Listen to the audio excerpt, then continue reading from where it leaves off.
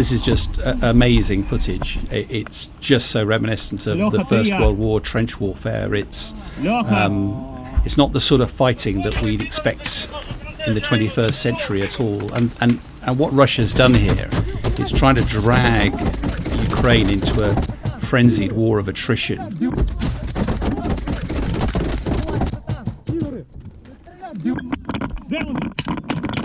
We've now got one of the Russian soldiers very close by hurling a grenade, and that must be within 50 meters, probably closer. And you can only imagine the fear of the soldiers and the intensity of the fighting.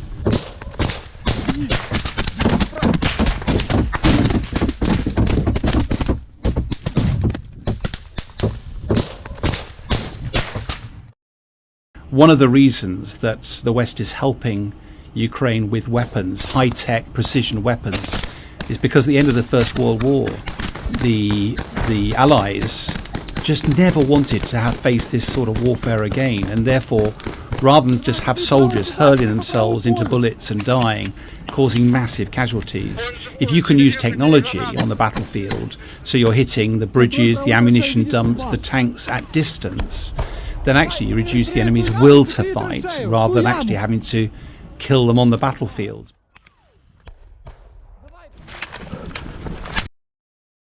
Here's another grenade being thrown.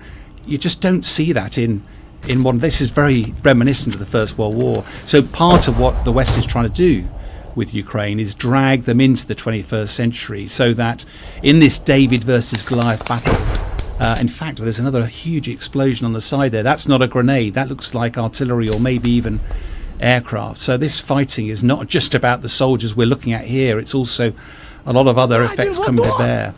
But the whole point of this is that if you can use technology, then you avoid this sort of highly attritional war. And what the West is trying to do is that Ukraine is a much smaller force than Russia has available. And therefore, if it gets dragged into this attritional warfare, the bigger force will win. The Goliath will prevail over the David. Russia will prevail over Ukraine.